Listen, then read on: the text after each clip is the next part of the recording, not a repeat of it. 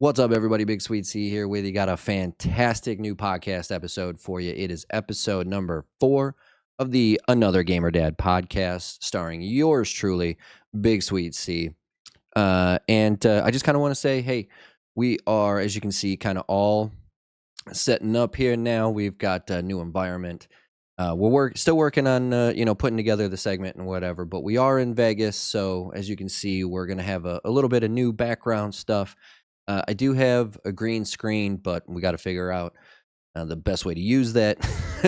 So we're still kind of getting set up here, but we are moving right along, and I want to thank you guys so much for joining me on this journey as we progress this podcast. So just a heads up, my wife and I were talking. She really likes this idea of just kind of listening to the podcast. I have mentioned this before, that this is more of a listen to podcast as opposed to a watch to podcast.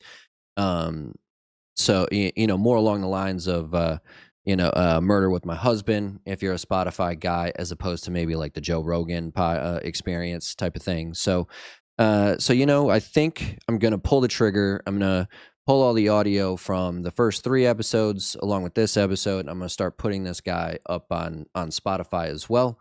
And with some recent events coming on, I think I'm going to finally pull the trigger and do my due diligence and open up a Rumble account as well. So once that actually happens, we'll get into that it is open, what the name is, how you can find it, and what exactly the reason behind my posting over on Rumble is instead of just here on YouTube. But I do like the idea of it being just an audio file that you can listen to.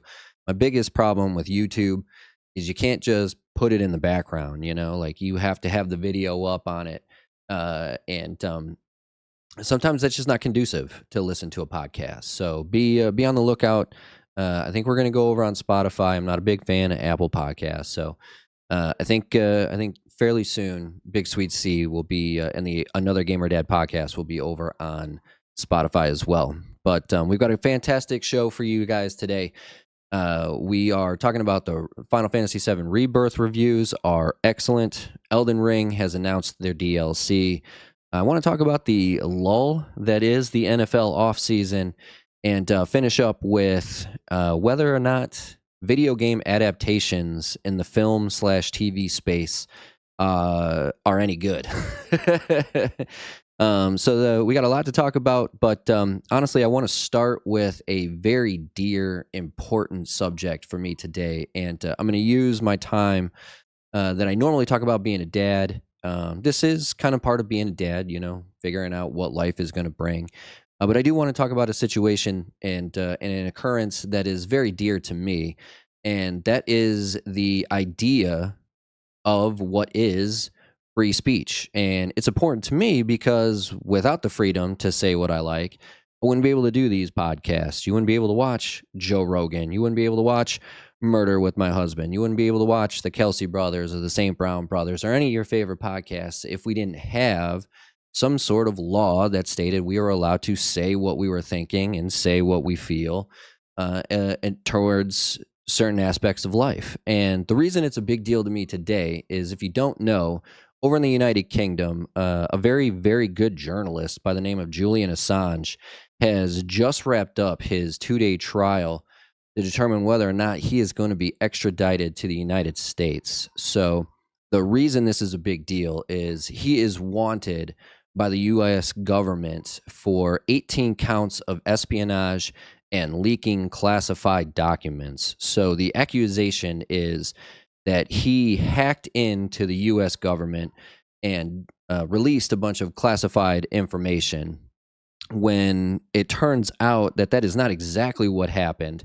If you know the name Chelsea Manning, she was it was a he at first, but she, when she was in the military, garnished a bunch of information on how we were creating a torture program to incentivize Afghanistan soldiers to admit that they somehow knew, or it was somehow true, that Osama bin Laden actually did the attack on 9/11 and flew those planes into the World Trade Center and the Pentagon.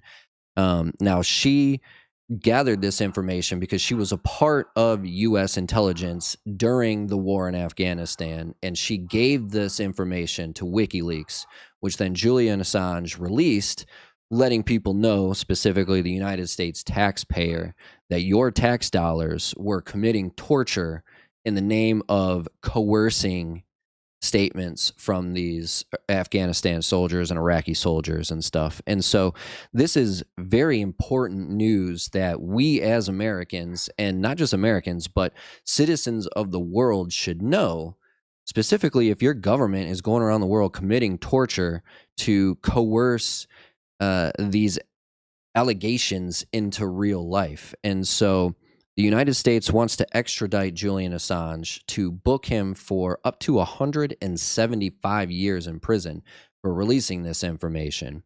Now, he also released the information back in 2016. The Hillary campaign was teaming up with the Democratic National Committee to screw Bernie Sanders out of the Democratic primary, the Democratic nomination for president. But really what this is about is exposing elitist establishment crimes, war crimes. Torture is a war crime under the United Nations. He exposed these war crimes, and now they want to punish him for it to make sure no one else does it again.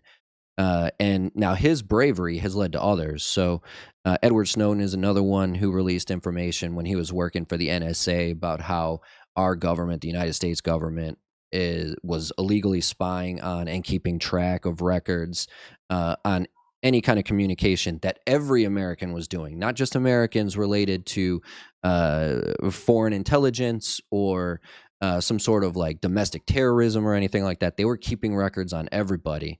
And what Edward Snowden also showed is that a lot of these NSA guys are kind of assholes and they were spying on ex-girlfriends and using that to ruin their ex-girlfriends' new boyfriends, new girlfriends' lives. And so it was a massive revelation. Started with WikiLeaks and Julian Assange, who has won multiple awards for exposing these war crimes, which again are war crimes. I'm not talking about they exposed, oh hey, it turns out Barack Obama is actually a gay man, like this is not identity politic nonsense. These are war crimes committed in your name if you are a US taxpayer like myself. And these people should stand trial. George Bush, Barack Obama, Dick Cheney, Joe Biden, the current president now. These people should be put on trial for committing torture, which is an international war crime. I can't say that enough. It is an international war crime that these guys were responsible for. They should be behind bars, and instead, they're trying to lock up the guy who told you they were committing these crimes, not the people that actually committed the crimes. And so this is a big deal because journalism is supposed to hold the powerful to account. When we had, and I'm drawing a blank on their names, but in the 70s, when Richard Nixon was illegally tampering with the presidential votes to get himself reelected, it was exposed. It was called Watergate, and this was a big moment in history because these two journalists that exposed this rigging of the United States election were then honored as heroes afterwards. And this is exactly what we should be honoring, people that expose these kind of terrible deeds done in your name. And instead, we are here debating whether or not we should punish the person letting us know that these crimes are being committed. And again, I wouldn't be here doing this podcast. I wouldn't be able to tell you about this right now if it wasn't for the First Amendment, the right to free speech, and we wouldn't know a ton of stuff because of it. Just recently, we went through the COVID-19 pandemic. There was what's called a Barrington Declaration. Not everybody believed that the vaccine should have been released on the world public immediately after it was put together, because there are certain ethical standards that you're supposed to meet when you're putting stuff in people's bodies. You were kicked off social media for saying, hey, my body, my choice, which is hilarious because the 2 years previous, we were having giant arguments on whether or not a woman should be allowed to have an abortion. My body, my rights are okay when it comes to abortion. My body, my rights will get you kicked off Instagram and Facebook if you decide not to take a vaccine that hadn't been clinically studied. Now, they were going around telling people on TV, these quote unquote experts were going around telling people on TV that this was a safe and effective vaccine, and that people that didn't take the vaccine were putting others at risk, and they were, damning society, and they were the cause of the lockdowns and everything. Which a few years later, we actually find out none of that is true. They had no idea whether the vaccine protected you against COVID-19. They had no idea whether being vaccinated stopped another person from gaining transmission. We would have no idea about any of this if it wasn't for the freedom of speech that we hold dear in our United States Constitution. Other stuff. Russell Brand is another perfect example. YouTube, which I'm on right now, and there's a good chance that I could probably get kicked off for even telling you this. He was completely demonetized and basically can't say half of what he says on Rumble on YouTube about anything that he exposes. He talks about the media establishment lying to you on a daily basis. He's brought in experts that knew about the vaccine efficacy and everything, and they have shunned him to the point where you're forcing these people to not tell you things that you deserve to know. If we would have known that the vaccine only had a 50% chance, 60% chance, we'll say even only a 75% chance that it actually stopped transmission, that whole ideology of everybody's got to get the vaccine might not have come to fruition. Now, Pfizer is going to be out of a lot of money because of that. And, maybe a lot less people end up coming down with myocarditis or some other sort of disease. There are thousands of people that have come down with what's called a vax injury.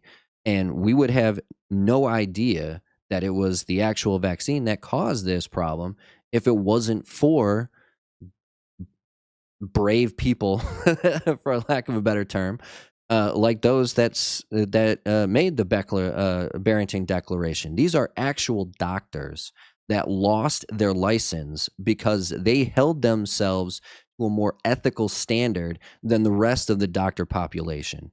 Now, I'm not saying the rest of the doctors were, not brave. They were just shutting the fuck up because they didn't want to lose their license. They were getting paid to give out this vaccine because there were no clinical studies whether this was safe and effective or not. And so, without the ability to expose the powerful, which is what journalism is meant to do, without the ability to expose the rich and the powerful and the establishment, we would be mindless zombies. We would lose our individual identities. You wouldn't be able to be BigSweetC anymore. You wouldn't be able to be Russell Brand or Jimmy Dore or Ben Shapiro if you're a Ben Shapiro fan. You would have no right to be that person because your individual identity would be stripped down and you would be told what type of zombie to be. And so free speech is a super important right that we have, and we have to hold this accountable, and we have to make sure that the people that are brave enough to expose war crimes, to expose the establishment's ineptitude, we have to hold them to a certain account and let them do what they do. Otherwise, we would never know. Bill Gates would be ruling the world as he just mindlessly tells us what to think, what to do, what to eat. We would be zombies, plain and simple. For a lack of a better term, we would be mindless zombies. Our freedoms would be stripped from us, and we would lose all of our individual identity. And you wouldn't be who you are. You would just be another cog in the machine. And that's realistically what they're trying to do. And that's why it's so important to me, and it should be important to you, that we don't see these moments of degradation of our right to say what we like. We need to stand up and speak out about this.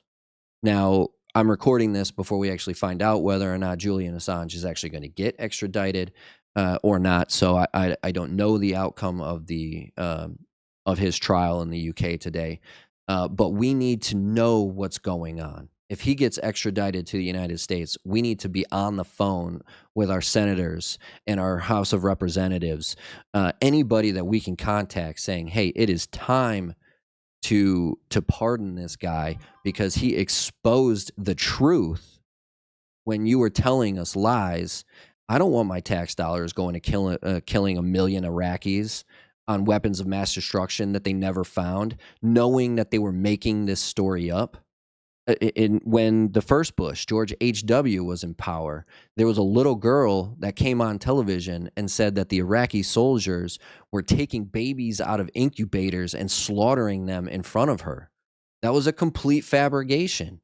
This was all made up to talk you and I into supporting a war we would never normally support, because they have no basis of truth or reality. They did not attack us. We are not defending ourselves. We are using these lies to create chaos around the world at the behest of a small few and robbing you of your U.S. taxpaying dollars. These foreign interventions are why we don't have Medicare for all, are why school loan student debt is so outrageously high, why our infrastructure is falling apart, why we don't have high-speed rail that'll get us from LA to New York in 90 minutes like they can in Tokyo to Osaka. These are things we need to know so we can make educated decisions about our future. My child is going to be brought up in a world that may not have that ability. And I don't know what kind of world it's going to be. And I fear for his future if he wakes up one day and realizes that he's been completely shafted out of a normal, healthy, successful life because a select few decided that a big lie is better than educating our populace. And so, just to kind of wrap this up, because I could go on forever, this was a big week for freedom of speech, which should be important to you. It's important to me. And I encourage you, look up what's going on with the UK extradition trial for Julian Assange. This might be our last hope, because if they can get him and they can get Russell Brand and they can get Edward Snowden, they can get anybody. And if we lose our ability to say what we like, we lose our ability to be free. With that, we'll go to our first commercial break. You know what's funny? I was going to use our first commercial break to talk about Field of Greens, but I'm actually not drinking it today. I don't know if I must have ran out of it or something, but it's been a day or two since I've had it. And well, so instead, we'll just say, hey, Field of Greens, I would normally be drinking your drink here. And so please, by all means, support the show.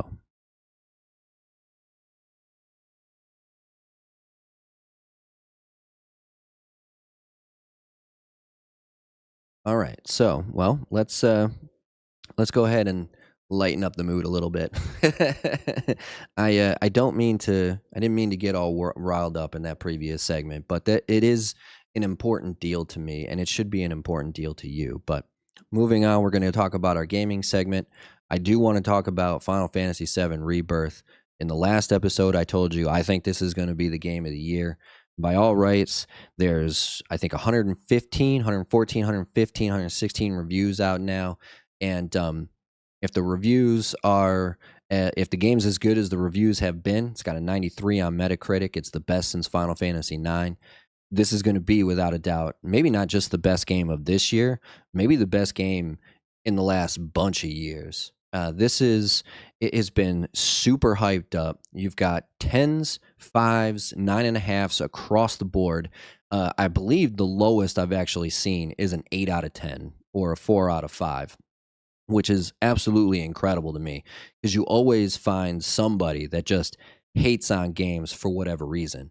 I've seen critics that don't generally like Final Fantasy games come out and say, this was one of the best games I've ever played. And so I just kind of want to encourage people, because we're a little less than a week away by the time this releases. I think it's actually 7 days from the day of recording. Um, the hype is real, and I strongly believe that this is going to be the best game of the year, and these reviews tend to make me believe that it's going to be. And I'm super excited for it. I hope you guys are super excited for it, because it's going to be a good one, and it's going to be a good year because of it.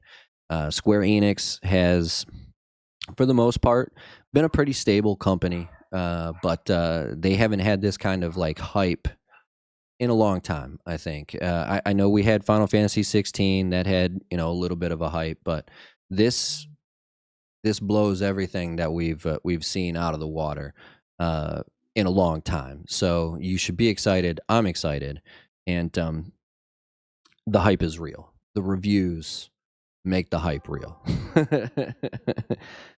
In other news, Elden Ring has announced their DLC. You want to talk about another group of people that really deserve all the hype behind everything that they say. From Software has knocked it out of the park pretty much every time they've released a game. Now, I know Armored Core 6 wasn't super successful. I didn't hear a lot of people talk about it, but the people that I did hear talk about it liked it quite a bit. But I've been a huge fan of theirs since I first played Dark Souls 2, Scholar of the First Sin. Going back to the original Dark Souls on 360 PS3, Dark Souls 2, Dark Souls 3, the Dark Souls remastered, Bloodborne is a fantastic game. The Demon Souls remake, because I didn't get to play the original, I do have the original Demon Souls. I have played a little bit of it, but it was, like my PlayStation 3, by the time I actually played it, was kind of garbage. And so it was not because of the game hard to play, but my hardware it was just not, for whatever reason, just not being able to stand it. So, but everything I've played from them, Sekiro won Game of the Year, Elden Ring won Game of the Year, and so for the DLC to come out for this, it deserves the hype that it deserves. It has got a release date of June 21st. It's going to be $40. Now, normally I would say, oh my God, $40 for a DLC, that's outrageous. But it does seem to it does seem to be a significant DLC. So they've already stated the size of the DLC map is about the same size as the Limgrave area in the base game of Elden Ring, and that's actually, it's a pretty giant size for a DLC. So it should be fairly big. There's what looks to be, according to the trailer, maybe 4 or 5 new bosses, which seem awesome. And it follows Mesmer the Impaler. Now, how he fits into the lore, I've seen a lot of speculation online. He seems to be this kind of like Vike looking person. If you know the base game, Vike's spear, he's seems to be a fire guy. Seems to somewhat come from Mog's area, where Michaela is kind of sitting in that egg, or who you expect to be Michaela, and so it should be a very interesting, not just gameplay wise. Some of the moves look fantastic. There's a bunch of stuff. So there's one where you like grow wings and you like fly at it like you were one of the soldiers from the base game. And so a bunch of the stuff looks really, really cool. The lore should be really, really cool. The size of the map is fantastic. And it should be absolutely worth the $40. When I saw the trailer, it had almost 2.5 million views within like a 3-hour period. So I don't think I'm the only one that's excited for this game. It should be, or for this update. It should be fantastic, and I'm really looking forward to it. If you are a FromSoft guy and you haven't, or girl, guy or girl, or non-binary, whatever you happen to be, if you are a From Software human being, you should do yourself a favor and look into this DLC. You can pre-order it now. If you haven't played Elden Ring yet, now's a pretty good time to get into it, because I'm sure there's going to be some sort of bundle deal where you can get the game and the DLC. but it should be a good time. And like I was saying before, From Software has 100% proven that they are worth every penny. They've won 3 Game of the Years that I can think of: Bloodborne, Elden Ring, Sekiro. So like when you have a company that half the games they've put out have been the best game of the year when they put them out, it's pretty understandable why they were able to mark their DLC at $40. Now, I hope this doesn't become the standard cost of DLC, but that's another discussion for another day. But FromSoft has proven that over their existence, that $40 is probably a reasonable price, especially if it's about half the size of the base game. So base game's $80, $79.99, or maybe it's $70 or whatever a game costs. I don't even remember anymore. I think it's $70. I think I was off when I said 80. But the DLC is about half the size of the base game, so it makes sense that it's $40 if the base game is 70. But I highly encourage you guys, check it out. If to be honest with you, I'm sure you probably have all seen it already. I hope you're not like hearing this dog. We'll see. We'll see how it records back. But my neighbor's dog is going crazy right now, so I apologize if all you're hearing is fucking dogs. But two huge events in the gaming industry coming out. Final Fantasy VII Rebirth is I've played both demos, and it's I'm gonna still have to figure out the synergy abilities when it comes to Final Fantasy VII Rebirth. The combat seems like it's a lot more intense than Remake, but the game looks beautiful. There's a lot more to it than there was in the Remake. And I'm excited for it. I think you should be excited for it. But I'm also maybe not as excited, almost excited as I am for Rebirth, as I am for the Elden Ring DLC, because that's a very good game, and we'll get into that, and it should be a good time. Time for commercial break number 2. Before we go into it, though, I just want to say we're actually on time. We might hit our hour. I told you we were going to get better as I went along.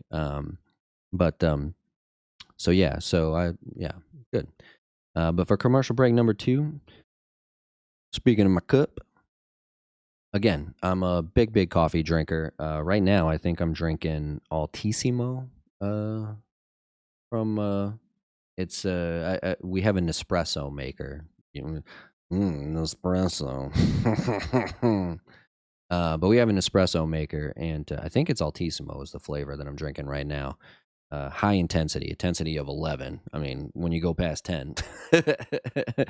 But if you happen to be a coffee brand or a salesman for a coffee company, or if you just happen to be a coffee lover that knows of a brand that should sponsor the show, by all means, I will take your money and I will drink your coffee, because I am a big coffee lover, and I would love to sponsor you.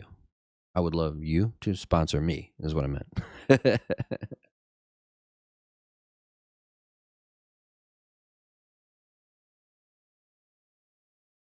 All right. For the sports segment. Oh man. Well, what can I say? The Super Bowl has ended. The Kansas City Chiefs, again, congratulations to the Kansas City Chiefs for winning back-to-back Super Bowls. I know a lot of people out there seem to think that this might be the time that somebody actually wins 3 in a row. I don't necessarily believe that, but the Super Bowl is over, and we've gotten till about the end of August, really, before any actual football starts taking place again. So this is kind of the lull period for me. So in between the Super Bowl and there's some events. There's the draft. There's free agency. And then some news out of the OTA camps, the organized training activities and stuff. But to be honest with you, right now is kind of the lull period for me.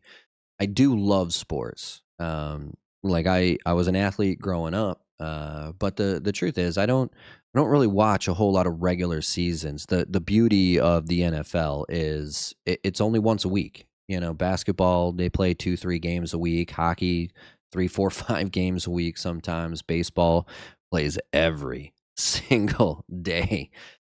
So there's not a whole lot of excitement during the regular season unless you have a year where Mark McGuire and Sammy Sosa are chasing 61 home runs in the same season, or Barry Bonds is hitting 73 home runs, or Aaron Judge is going for 70. Like, there's moments that are pretty good during the NFL offseason. But the truth is, most of the NFL offseason kind of a lull period for me. And while I do play fantasy basketball and fantasy hockey and fantasy, I almost said soccer, fantasy baseball, this is not the most exciting sports time for me. But I do want to bring up a couple of things. So my fantasy basketball team, we're doing pretty good.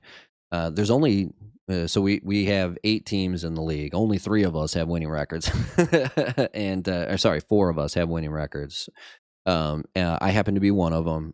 We've clinched the playoffs. Looks right now, I'm probably going to be like the 4 seed because we have 2 divisions.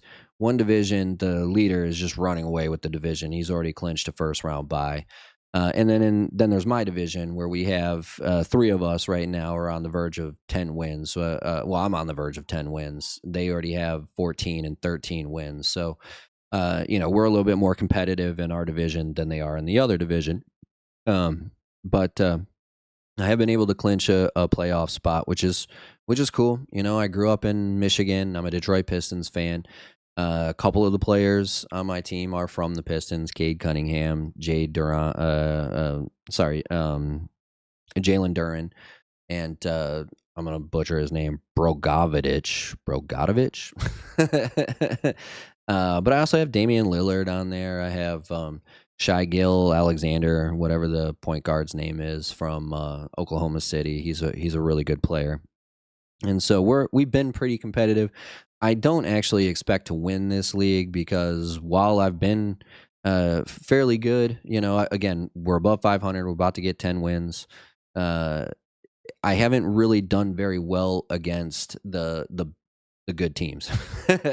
So, I crush the teams that are not going to make the playoffs.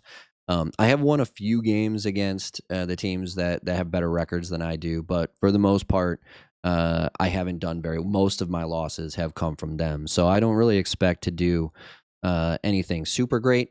Who knows? Maybe my team, for whatever reason, just really picks it up come playoff time, and maybe I got a couple of guys that are on real life playoff pushes, and they push me over the top. But I'm just kind of having fun watching my team do about as well as kind of I expected. I did expect to make the playoffs, but I didn't expect to actually win, because I'm not a huge basketball guy. I know teams more than I know players, and if you're playing fantasy, that's good, but it's also not great because it's an individualistic kind of stat sheet. So you could have the best player in basketball, but he's on a shitty team, and you would still do very well in fantasy because you have the greatest player in basketball on your team. So, and then on the flip side in hockey, growing up in Michigan,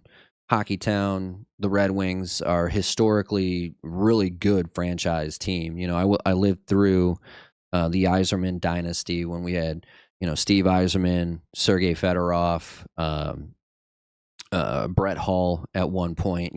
I'm drawing a blank on his name, but we've had 6 or 7 600-goal scorers on the team, and so it's been exciting to watch it. I've watched the Red Wings win multiple cups several times throughout my life, and so I have a few of them on my team now. I have Patrick Kane, I have the captain Dylan Larkin, a couple of the defenders, Matt Cedar and Jay Waldman. And so we're doing pretty well. I have Connor McDavid, who was the leading scorer last year. Connor Bedard, who was the number one overall draft pick, the presumptuous rookie of the year. And so we're doing pretty good. We're in first place in our division. We've won, I think it's 13 games now. We're about 3 games ahead of the guy in second place, so we should I don't want to say easily, but we should kind of coast into the top seed in our division. So we're on the verge of making the playoffs, even though we haven't, because there's only 4 teams that make the playoffs in this one, because there's only 6 teams in the league. One team is basically out, even though they haven't been technically mathematically eliminated, but they're 4 or 5 games behind, and then we have 2 teams that one goes up 1 game, and then they fall back down, and the other goes up 1 game. The other 2 players that are on the verge of being eliminated kind of are going back and forth, and so that's kind of been exciting to watch. Now I do have, I don't want to say high hopes, but I'm 3rd in scoring in the league, so I do expect to maybe win the hockey league. You only got to win the 2 games, so it's going to be 4 teams in the playoffs. I'm going to play, most likely I'm going to play whoever comes in 3rd. I'll probably be the 2 seed, because I think I'm 2 games behind the guy who's in first place right now. And so it'll be me and whoever. It'll be 2 and 3, and then 1 and 4. You only got to win the 1 game to get in the final, and then who knows what happens in the final. So I am actually kind of expecting to do fairly well in that. Whether we win or not, we'll see. But I do think I will do fairly well in the hockey league, which is kind of exciting, because again, no real no real super knowledge when it comes to hockey. Again, I know teams more than I know players. Although the difference between, LeBron James has been in the league for 100 years now, but for the most part, hockey players play 20, 30 seasons on a regular basis. So, names I knew as a young cat are still around today for the most part. They're the veterans now. Whereas you don't really see that in hockey or any other sport. Maybe baseball. Baseball you can play a long time if you don't get hurt. But I am pretty excited for the hockey season. We're the Hockey Town Hooligans. We might actually win that one. What I forgot to do is I finally got, speaking of winning, we were able to win the fantasy football league this year, and I had my ring. I forgot to bring it, so I'll show it to you guys in the next episode.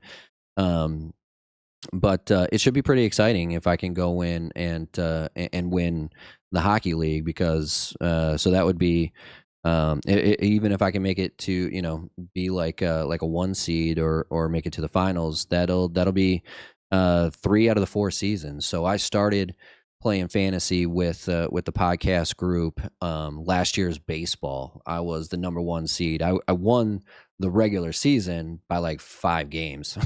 Like, I straight dominated. But of course, the players I had on my team were I had a bunch of Dodgers, I had a bunch of Braves, and they had they won their divisions at the end of July. So for most of August and a lot of September, they weren't playing anymore, and so I didn't do very well in the playoffs, but which is unfortunate. Ideally, I've got several players on my team that are like the Red Wings are looking great, but great in terms of how bad they've been recently. So in the past, they've had a ton of success, but for the better part of the last 5 to 10 years, they haven't been very good. This year, they've got Patrick Kane comes in, who used to torment them when he was on the Chicago Blackhawks. He is now riling the troops. He and Dylan Larkin have really picked it up for the Red Wings, and they're on the verge of not just making the playoffs, but making a run at a Stanley Cup, or at least a conference final at the very least. And so it should be a good time. I'm excited for it. If we can win this one, that'll be a 1 seed in baseball. I won the football league. Maybe I can pull out a victory in the hockey league. We'll make the fantasy basketball playoffs, which we already have. it'll kind of set the tone as me being a very viable fantasy player in the podcast, and so that's always exciting to know you're doing well, even when you don't really care what's going on.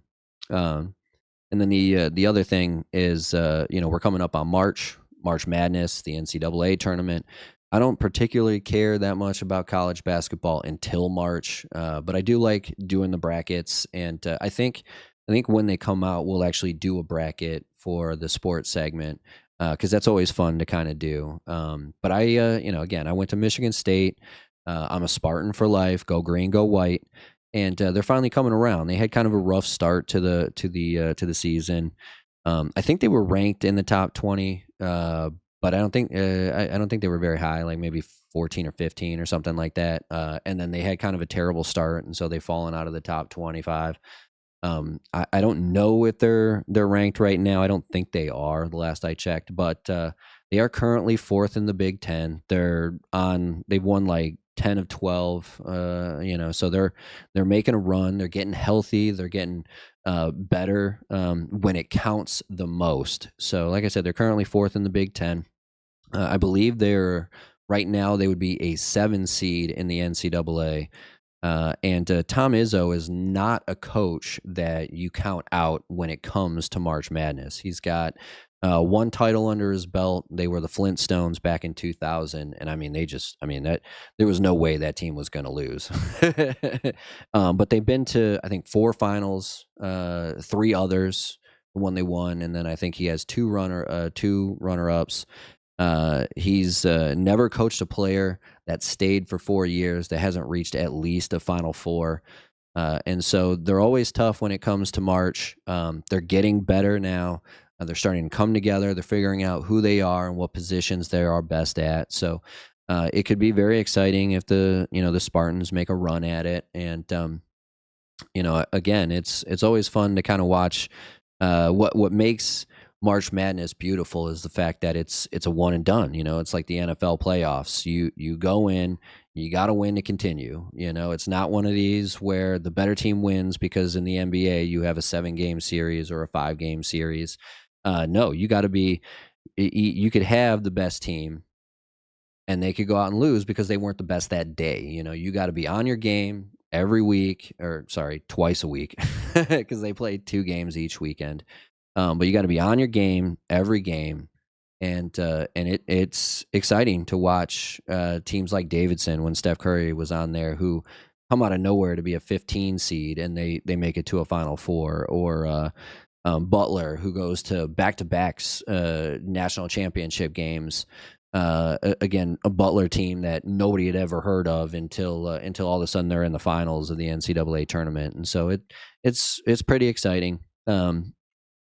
For the fact that, like, again, kind of a lull season for me without a bunch of NFL stuff going on. So a couple of events that could be pretty exciting, and I'm looking forward to them. And we'll see how we do in the fantasy world. We've got the fantasy baseball team, fantasy baseball coming up, and so we're going to do another draft. I love drafting, and I signed up for two new dynasty football dynasty leagues. So it'll be interesting to see how those drafts go. One is an auction draft, which I think is a fantastic idea for a dynasty league, because it gives everybody a chance to kind of go after the players that they want.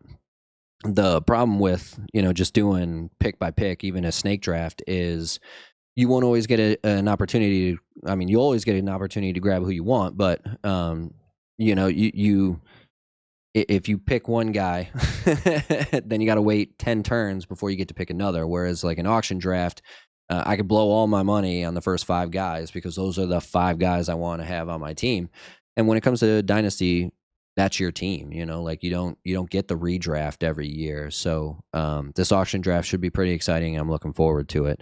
And then hopefully the NFL regular season comes around faster than we expect.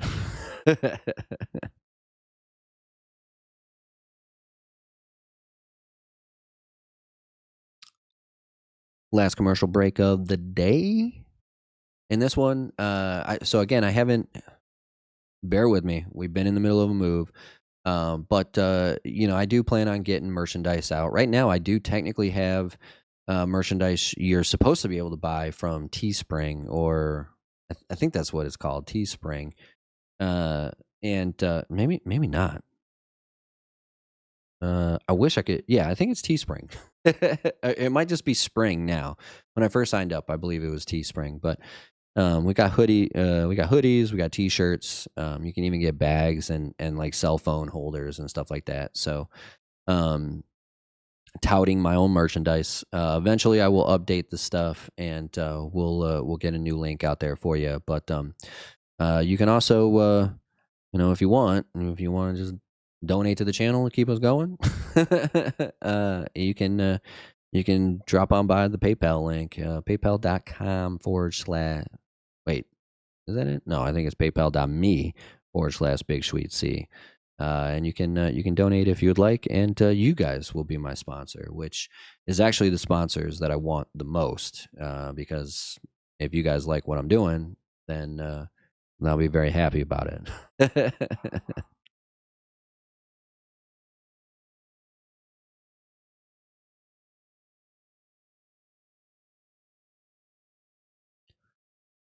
All right. So, in this final segment, our film segment, today I kind of want to talk about video game, movie, TV adaptations. And basically, I want to pose the question to you guys: are they worth it? Are they any good?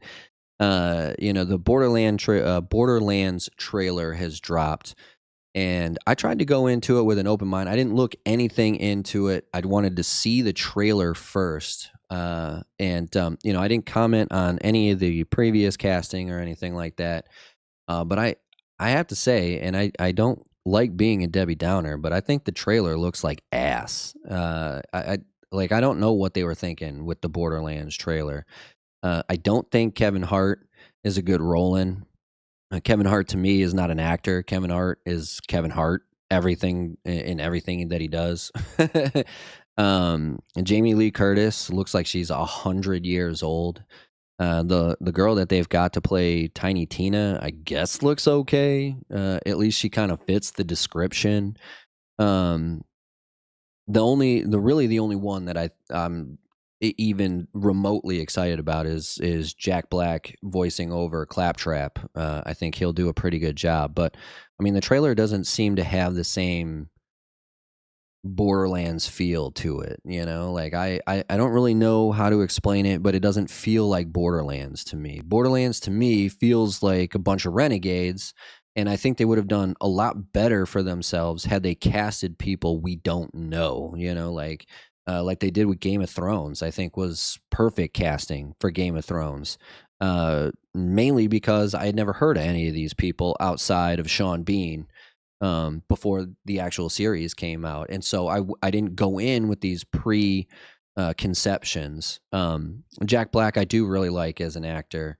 I think he did great as Bowser in the Super Mario movie, and we'll get into that in a second. But for the most part, like I don't see Jamie Lee Curtis as Lilith. I don't see, and again, Kevin Hart. Like, what were they thinking? Roland's like 7 foot tall, and he's like 300 pounds.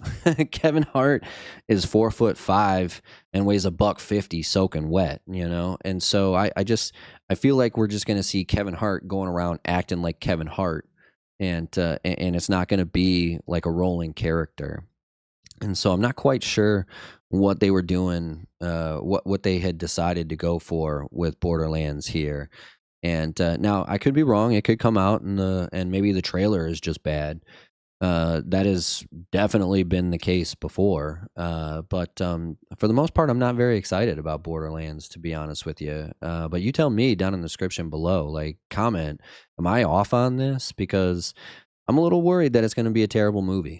I'm not going to lie. Like, it just doesn't look good to me. um, but other than that, like the casting, you have these characters. Where's Mordecai? Like I know a lot of people seem to comment like where's Zero and all that stuff, and yet where's Zero? Like he's a big name, and you could literally cast anybody to be Zero because he's got his face covered the whole time, so it doesn't have to be anybody recognizable. You're not going to see him anyway. But in my opinion, where's Mordecai? Mordecai's been around forever.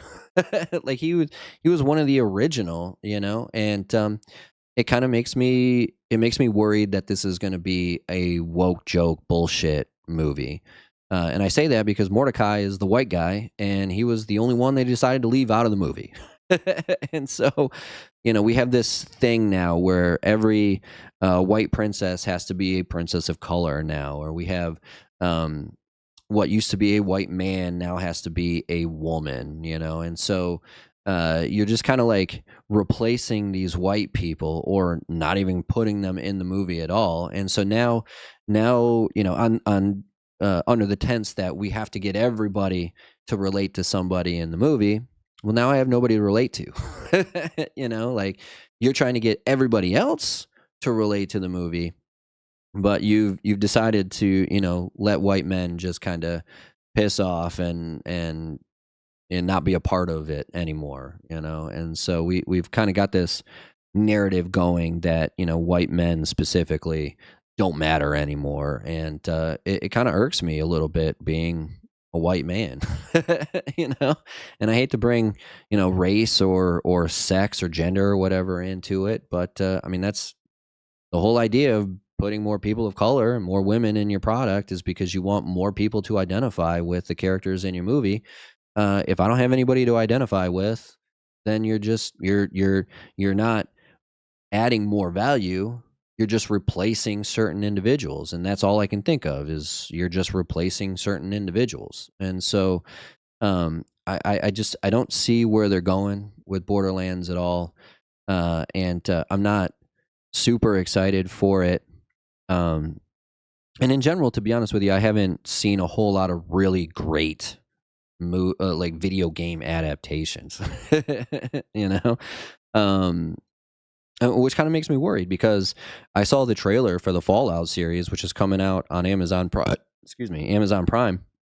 And I actually thought it looked a lot better than I was originally intending it to look. Like I think it looks like Fallout. It's got a Fallout feel to it. Now it is on Prime. Rings of Power was garbage, hot garbage. I mean, they butchered that show.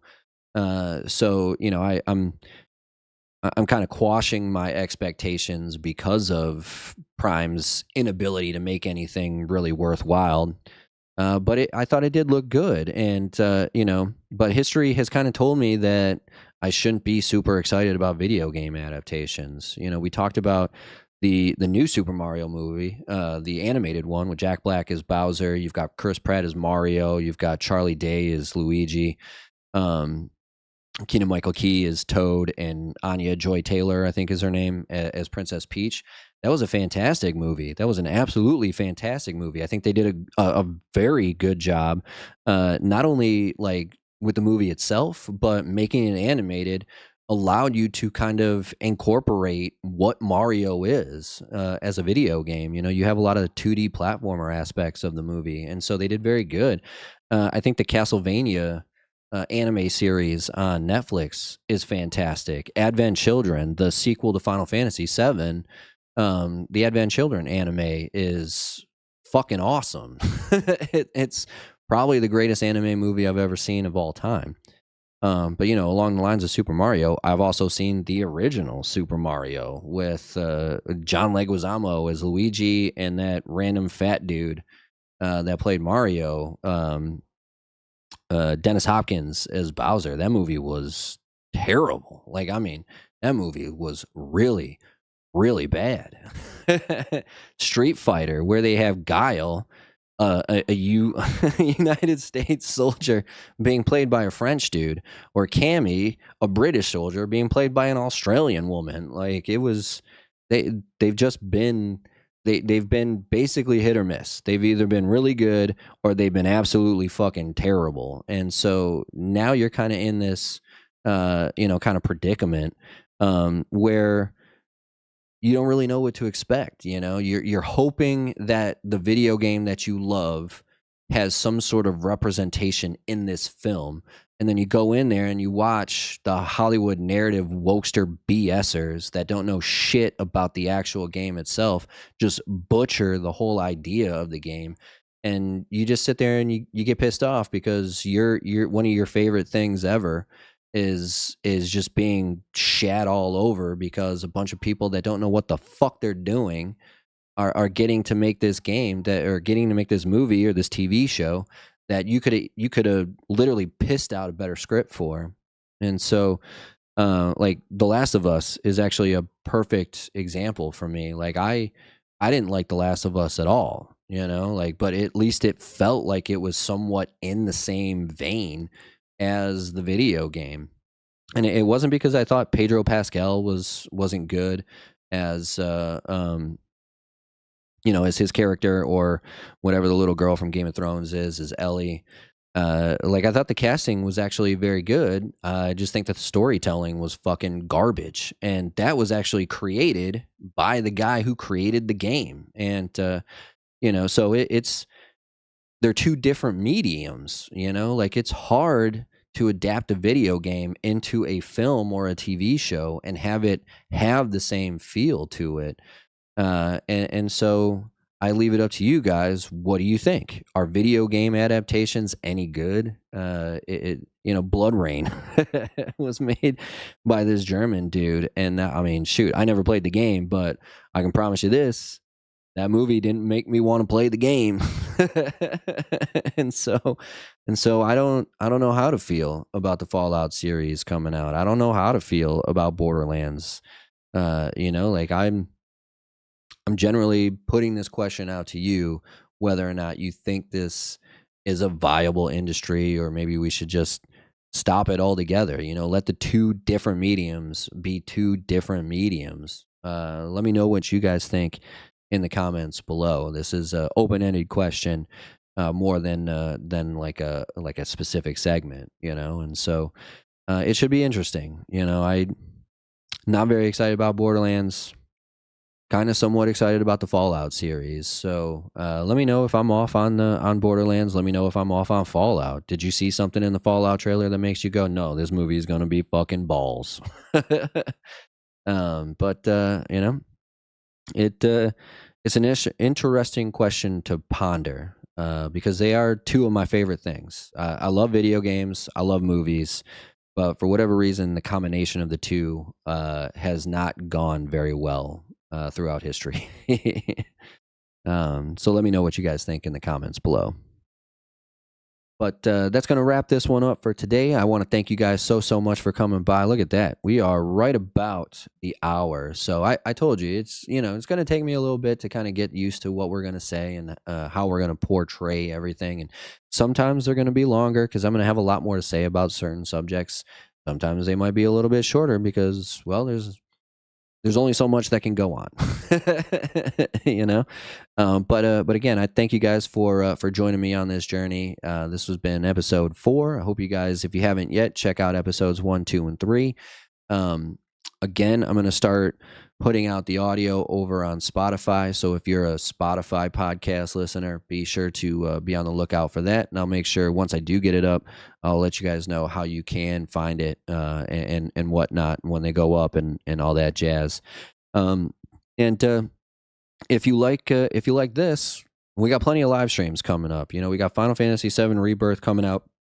We're just about to finish up the base game of Remake, and we'll jump right into the intermission DLC for that, and which should put us right in time for a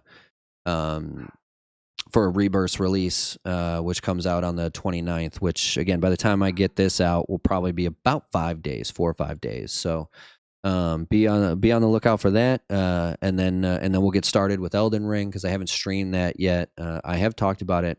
For whatever reason, I haven't made any build videos for it, which is, I think, kind of stupid. I don't know why I forgot to do that.